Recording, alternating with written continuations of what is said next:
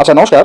Mixed truth মিডিয়ায় তোমাদের প্রত্যেককে স্বাগত। তোমরা যারা এএনএম জিএনএম 2026-এর ক্যান্ডিডেট আছো, তোমাদের আজকের এই ভিডিওটা অত্যন্ত গুরুত্বপূর্ণ হচ্ছে, কারণ তোমাদের কাউন্সেলিং এই সপ্তাহ অর্থাৎ আগামী সপ্তাহেই শুরু হতে চলেছে। তো এবার কাউন্সেলিংয়ে পার্টিসিপেট তোমরা তো সকলে করবে যারা তোমরা এলিজেবল। এবার কাউন্সেলিংয়ে পার্টিসিপেট করার পরে তোমাদের যখন কলেজের অ্যালটমেন্ট আসবে, অর্থাৎ ফার্স্ট রাউন্ড সিট অ্যালটমেন্ট যখন হবে, তারপরে যে মেন বিষয়টা সেটা হচ্ছে ডকুমেন্টস ভেরিফিকেশান। ইতিমধ্যে রাজ্য সরকারের তরফ থেকে কিন্তু স্পষ্ট করে জানিয়ে দেওয়া হয়েছে যে প্রত্যেকটা ক্যান্ডিডেট যারা সুযোগ পাবে ভর্তির ক্ষেত্রে বা চাকরির ক্ষেত্রে, তাদের কাস্ট ক্যাটাগরির সার্টিফিকেট যেমন ভালো করে ভেরিফাই করার কথা বলা হয়েছে, পাশাপাশি তোমাদের ডোমিসাইল সার্টিফিকেট বা তোমাদের ক্ষেত্রে এএনএম জিএনএম এর ক্ষেত্রে proforma A1 A2 proforma B, এর পাশাপাশি মেডিকেল ফিটনেস, হ্যাঁ, এবং এই বিষয়গুলো তৈরি করার ক্ষেত্রে পিসিসি অর্থাৎ পুলিশ ক্লিয়ারেন্স সার্টিফিকেট একটা গুরুত্বপূর্ণ ভূমিকা এই জায়গাতে রয়েছে। তো ডিটেলস বিষয়গুলো আজকে আমি এই ভিডিওর মাধ্যমে শেয়ার করব, যে এই পিসিসিটা কি, কোথা থেকে পাবে, বা তোমাদের প্রথমা A1 A2 বি এগুলো কাদের দ্বারা সিগনেচার করাবে, পাশাপাশি মেডিকেল ফিটনেস কোথা থেকে তৈরি করবে, সমস্ত কিছু আজকের এই ভিডিওতে থাকছে। ফার্স্ট টাইম তোমরা যারা আছো অবশ্যই চ্যানেলটি সাবস্ক্রাইব করবে, ভিডিওটা প্রচুর পরিমাণে শেয়ার করবে। আর বলে রাখি, চয়েস ফিলিং রিলেটেড তোমাদের আরও আমি ভিডিও নিয়ে আসছি। তোমাদের চয়েস ফিলিং তোমরা জাস্ট ডিস্ট্রিক্টের নামটা উল্লেখ করবে কমেন্ট বক্সের। আমি ডিস্ট্রিক্টে ধরে ধরে অর্থাৎ কিছু ডিস্ট্রিক্ট একসাথে করে তোমাদের চয়েস মতো আমি কলেজগুলো নিয়ে একটা ভিডিও করব বা ভিডিও তোমাদের সাজিয়ে দেবো। সেই ভিডিওটা দেখলেই তোমরা কাউন্সিলিংয়ের আগে অর্থাৎ রেজিস্ট্রেশন করার সময় চয়েস ফিলিংটা সহজেই করতে পারবে। ওকে, আচ্ছা, যাই হোক, তো দেখো, আমরা তো প্রথমেই চলে যাচ্ছি যে এই যে প্রোফর্মাগুলো কাদের দ্বারা সিগনেচার করাতে হবে সেটা আগে আমরা জেনে নিই। প্রথমে যে সার্টিফিকেটটা বিষয়ে আমি আসবো সেটা হচ্ছে মেডিকেল ফিটনেস সার্টিফিকেট। এটা তোমাদের কিন্তু দরকার আছে। তো এই মেডিকেল ফিটনেস সার্টিফিকেটটা তোমরা কোথা থেকে পাবে বা কোথা থেকে তৈরি করবে? যে কোনো সরকারি হাসপাতালে তোমরা যাবে। আচ্ছা, হাসপাতালে যাওয়ার পর এবার কখন এই মেডিকেল ফিটনেস সার্টিফিকেটটা তৈরি করবে সেটা তোমরা অবশ্যই কাউন্সেলিংয়ের নোটিফিকেশান যখন হবে, নোটিফিকেশানের পরে তোমরা কিন্তু এই মেডিকেল ফিটনেসটা সার্টিফিকেটটা তৈরি করা শুরু করবে। অর্থাৎ তোমাদের যাদের জিএমআর ভালো ভাবছো যে ফার্স্ট রাউন্ডেই তোমরা পেয়ে যাবে, তারা মেডিকেল ফিটনেস সার্টিফিকেটটা করে রাখবে। সেটা কাউন্সেলিংয়ের নোটিফিকেশান হওয়ার পরে কিন্তু, ঠিক আছে? কারণ অনেক কলেজ বা এনটিএসটা আছে যখন অ্যাডমিশনের সময় তোমাদের কারেন্ট যে রিপোর্টটা সেটা দেখতে চায়। তো মেডিকেল ফিটনেস সার্টিফিকেটে কী কী করতে হয়? প্রথমে তোমরা আউটডোরে গিয়ে, যে কোনো গভর্নমেন্ট হসপিটাল আউটডোরে গিয়ে টিকিট কেটে একজন জেনারেল ফিজিশিয়ানকে দেখাবে, ঠিক আছে? সেখানে উনি টেস্ট লিখে দেবেন প্রেসক্রিপশানে। সেখানে যেমন ইসিজি থাকতেছে, ব্লাড রিপোর্ট থাকতেছে, পাশাপাশি তোমাদের এক্স রে থাকতেছে, ঠিক আছে? যেগুলো দরকার হয় মেডিকেল ফিটনেসের জন্য, সেই টেস্টগুলো ওনারা লিখে দেবেন। সেগুলো তোমরা সরকারি হসপিটাল থেকেই করতে পারো টেস্টগুলো, বা টেস্টগুলো আদার্স কোনো ল্যাবরেটরি থেকে করে নিতে পারো, ঠিক আছে? কিন্তু ওনার সিগনেচার অর্থাৎ উনি ন্যূনতম যে যোগ্যতা সেটা এমবিবিএস হতে হবে ডক্টর। উনি সিগনেচার করতে পারবেন, ওনার নাম, ডেজিগনেশন এবং অফিসিয়াল সিল সবগুলো থাকবে, এবং সব থেকে বেটার সরকারি হসপিটালে যাওয়াই। ওকে, আচ্ছা, তাহলে এটা গেল। এটা অ্যাপেন্ডিক্স 3-তে তোমাদের মেডিকেল ফিটনেস সার্টিফিকেটের বিষয়ে বলা আছে, সেটা আমি দেখিয়ে দেবো। ওকে, আচ্ছা, এরপরে দেখো, পরের যে বিষয়গুলো অর্থাৎ মেডিকেল ফিটনেস সার্টিফিকেট এর পাশাপাশি আর যেসব ডকুমেন্টস দরকার আছে, তাহলে মেডিকেল ফিটনেস সার্টিফিকেট তোমরা কোনো এমবিবিএস ডক্টরসদের দ্বারা করাতে পারবে, ঠিক আছে? আচ্ছা, ন্যূনতম এমবিবিএস। আচ্ছা, এবার দেখো, competent authorities for the issuance of domicile certificate, যেটা নিয়ে সব থেকে বেশি ঝামেলা হচ্ছে সেটা হচ্ছে ডোমিসাইল সার্টিফিকেট। বলছে authority to issue proforma A1 and proforma B. Proforma A1 এবং প্রোফর্মা বি, এই প্রোফর্মা দুটো কাদের সিগনেচার নিতে হবে এবং কম্পিটেন্ট অথরিটি কারা সিগনেচার করতে পারবে সে বিষয়ে লেখা আছে। ডিস্ট্রিক্ট ম্যাজিস্ট্রেট অর্থাৎ ডিএম করতে পারবেন, এডিশনাল এডিএম করতে পারবেন, additional district magistrate, deputy magistrate, deputy collector, sub divisional officer মানে এসডিও সাহেব, বিডিও সাহেব, ব্লক ডেভেলপমেন্ট অফিসার, এগুলো ওনারা করতে পারবেন এই প্রোফর্মা A1 ও প্রোফর্মা বিতে। ওনাদের সিগনেচার দরকার আছে বা ওনারা করতে পারবেন। আচ্ছা, এছাড়াও superintendent of police, additional superintendent of police, sub divisional police officer, deputy superintendent police, এদের দ্বারা সিগনেচার কিন্তু তোমরা করাতে পারো। ওকে, আচ্ছা, এবার এখানে অনেক অথরিটি রয়েছে, এদের দ্বারা করা যেতে পারে। আচ্ছা, এবার বিষয়টা হচ্ছে এই যে ডোমিসাইল সার্টিফিকেট যখন তোমরা তৈরি করবে, তখন একটা জিনিস আসতেছে পিসিসি, অর্থাৎ police clearance certificate.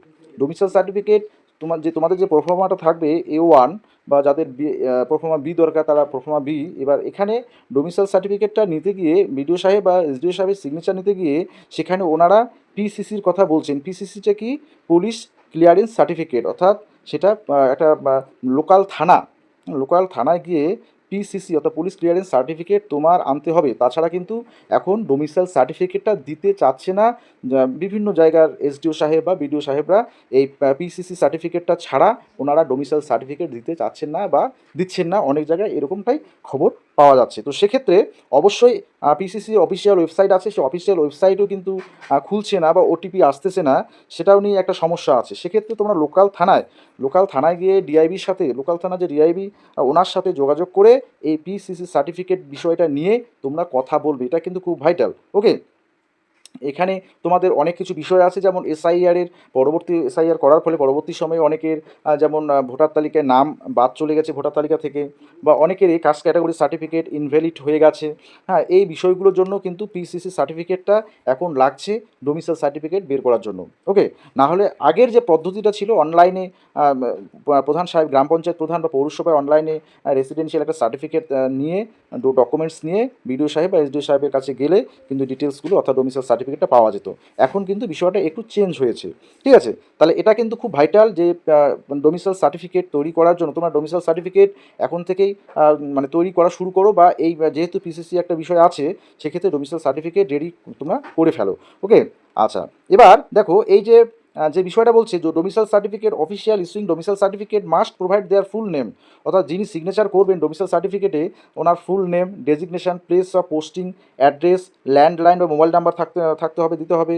They should also provide their identity card number if available. Identity card number যদি থাকে তাহলে অবশ্যই সেটা ওনারা সেটা দেবেন আর কি। আচ্ছা, এবার আচ্ছা নোট বলছে domicile certificate issued by any elected people representative such as a municipal commissioner, councillor of municipal corporation, municipality, member of the 3-tier panchayat system or GTA, MLA, MP are not acceptable. অর্থাৎ যে এই domicile সার্টিফিকেটে কোনো elected people বা representative ওনারা কিন্তু signature করতে পারবেন না, বা ওনাদের সিগনেচার নিয়ে ডোমিসাইল সার্টিফিকেট গ্রাহ্য হবে না, এটা কিন্তু স্পষ্ট ভাষায় বলে দেওয়া হয়েছে। আচ্ছা, এবারে তোমাদের প্রফর্মাগুলো আমি দেখাবো। এবারে A2 যে প্রফর্মাটা আছে, এটা তোমরা যে স্কুল থেকে এইচএস কোয়ালিফাই করেছো সেই স্কুলের এইচএম এই সার্টিফিকেটটা তোমাদের দেবেন প্রফর্মা A2টা। ওকে, সেটাও একটা ডোমিসাইল সার্টিফিকেট হিসাবে কাজ করে। তাহলে তোমাদের এই যে প্রফর্মাগুলো রেডি করার ক্ষেত্রে A1 অথবা বি দরকার আছে, তার পাশাপাশি A2 দরকার আছে, এবং তোমাদের মেডিকেল ফিটনেস দরকার আছে। এবার আমি একবার প্রফর্মাগুলো দেখিয়ে দিই তোমাদের, দেখো। আচ্ছা, দেখো এটা হচ্ছে প্রফর্মা 1 A1, ঠিক আছে। রেসিডেন্সিয়াল বা domicile certificate for candidate residing in the West Bengal continuously for at least the last 10 years 31/12/2025। অর্থাৎ এই যে 31/12/2025 সময় পর্যন্ত কমপক্ষে 10 বছর যারা এই ওয়েস্ট বেঙ্গলে বসবাস করছেন তাদের ক্ষেত্রে প্রফর্মা A1টা সাবমিট করতে হবে। এখানে ডিটেলসটা দেওয়া আছে, যে সার্টিফাইড দ্যাট, এটা সার্টিফাইড করবে যিনি এই সার্টিফিকেটে সিগনেচার করবেন। তোমার নাম হবে, তারপর হচ্ছে ফাদার বা ডটার বাবার নাম হবে, তারপর তোমাদের অ্যাড্রেসগুলো দিয়ে দেবে। ওকে, আচ্ছা, অ্যাড্রেসগুলো দেওয়ার পরে কোন অ্যাসেম্বলির আন্ডারে ডিটেলস দিয়ে দেবে, তোমাদের একটা ফটোগ্রাফ লাগবে এখানে, আর সিগনেচার অফ দ্য ক্যান্ডিডেট, তোমাদের সিগনেচার এখানে লাগবে। সিগনেচার অফ দ্য, দেখো এদিকে signature of the certifying authority, তা ওনার সিগনেচার এখানে থাকবে। ব্লক লেটারে ওনার নাম থাকবে, ডেজিগনেশন উইথ অফিসিয়াল সিলসের ডেজিগনেশন ওনার লিখতে হবে। তারপরেই official address, office phone number, ডিটেলসগুলো এখানে তোমাদের থাকছে। ওকে, বলছে the photograph is to be attested by the certifying authority. Photograph যেটা তোমরা লাগাবে সেটা অবশ্যই অ্যাটেস্টেড করা থাকবে সেই অথরিটির দ্বারা, যিনি সিগনেচার, ভিডিও হলে ভিডিও সাহেব অ্যাটেস্টেড করে দেবেন, বা এসডিওর কাছে গেলে এসডিও সাহেব অ্যাটেস্টেড করে দেবেন সিগনেচার সহ। ওকে, আচ্ছা, এবার তাহলে এটা চলে যাচ্ছে A1 প্রফর্মাট। ওকে, এবার A2টা, এটা এইচএম এর দ্বারা তোমাদের ফিল আপ করতে হবে, বা এইচএম এর সিগনেচার এখানে লাগবে, বিষয়টা সেমই থাকছে। ওকে, আচ্ছা, এটা এইচএম এর দ্বারা এখানে ফটোগ্রাফ লাগছে, সিগনেচার তোমাদের লাগবে, এবং এইচএম এর ডিটেলসটা এখানে দেবেন উনি। আচ্ছা, এবার এই যে এটা হচ্ছে, দেখো এই যে pro forma 2 for medical fitness certificate, ANM and GNM course, ANM and GNM কোর্সের জন্য মেডিকেল ফিটনেস সার্টিফিকেট। আচ্ছা, তোমাদের এখানে ফটোগ্রাফ থাকবে। এবার এখানে দেখো সিগনেচারটা কাজের ডিটেলস তোমরা সেই বিষয়গুলো উনি অর্থাৎ যে ফিজিশিয়ানকে তোমরা দেখাবে উনি ফিল আপ করে দেবেন। এবার এখানে দেখো যে বিষয়টা, এই টেস্টগুলো অনেকগুলো বলা আছে। এবার signature of the medical practitioner, এটা সব থেকে বেটার। তোমরা গভর্নমেন্ট হসপিটাল থেকে কোনো এমবিবিএস ডক্টরের কাছ থেকে কিন্তু এই সিগনেচারটা নেবে, ঠিক আছে। তাহলে অফিসিয়াল সিল ওনাদের থাকবে, অফিসিয়াল সিল নিয়ে তোমাদের কিন্তু গভর্নমেন্ট যে হসপিটালগুলো থেকে নিলে কোনো ঝামেলা হয় না। অবশ্যই রিপোর্টগুলো তোমাদের রেখে দিতে হবে, অ্যাডমিশনের সময় বা ডকুমেন্টস ভেরিফিকেশনের সময় অনেক সময় রিপোর্ট চায়, এটা কিন্তু মাথায় রাখবে। ওকে, আচ্ছা, এরপরে তোমাদের যেটা থাকছে যে প্রোফর্মা বিটা অ্যাকচুয়ালি কাদের দরকার, দেখো এখানে স্পষ্ট করে বিষয়টা বলা আছে যে প্রোফর্মা বি সেটা কাদের দরকার হবে, এবং এ দেখো প্রোফর্মা বি বলছে রেসিডেন্সিয়াল আর domicile certificate for candidates not deciding in the state of West Bengal but whose parents are permanent resident of West Bengal. অর্থাৎ যে সমস্ত ক্যান্ডিডেট ওয়েস্ট বেঙ্গলে এখন থাকেন না, কিন্তু তাদের বাবা মা permanent resident of West Bengal having there permanent home address within West Bengal, তাদের হোম অ্যাড্রেস ওয়েস্ট বেঙ্গলে আছে, পার্মানেন্ট হোম অ্যাড্রেস, তো তাদের ক্ষেত্রে প্রথমে বিটা ফিল আপ করতে হবে, এবং সেখানে এই যে যারা অথরিটি রয়েছেন ওনার সিগনেচার লাগবে, সেম একই নিয়মে সেটা করতে হবে। ওকে, ডিটেলসগুলো এখানে দেওয়া আছে। আচ্ছা, তাহলে এই গেল তোমাদের প্রোফর্মা রিলেটেড বিষয়গুলো। এবার তোমাদের প্রশ্ন হচ্ছে কবে সেটা আমরা শুরু করব। দেখো এই ডোমিসাইল সার্টিফিকেট তোমরা অলরেডি সেটা কালেক্ট করতে পারো, কোনো সমস্যা নেই। ডোমিসাইল সার্টিফিকেটে যেহেতু এখন একটু সমস্যা দেখা দিচ্ছে, কারণ এখন বিভিন্ন অফিসে ব্যস্ততা তুঙ্গে বিভিন্ন কারণে, ঠিক আছে, যে কোথাও বা সার্টিফিকেট অর্থাৎ কাস্ট ক্যাটাগরি সার্টিফিকেট নিয়ে সেখানে ভেরিফিকেশান চলছে, কোথাও এনসিএল ওবিসির ক্ষেত্রে চলছে, কোথাও বা অন্যান্য যেসব বিষয় আছে এখন সব কিছু ভেরিফিকেশান হচ্ছে। তো সেক্ষেত্রে ডোমিসাইল সার্টিফিকেটটা তোমরা আগেই তৈরি করে নাও, আর মেডিকেল ফিটনেস সার্টিফিকেটটা সেটা তোমরা পরের দিকে, অর্থাৎ কাউন্সিলের নোটিফিকেশান পাবলিশ হওয়ার পরে তোমরা কিন্তু সেটা মেডিকেল ফিটনেস সার্টিফিকেটটা রেডি করতে পারবে। ওকে, এটা তোমাদের ডকুমেন্টস ভেরিফিকেশানের সময় দরকার হবে। ওকে।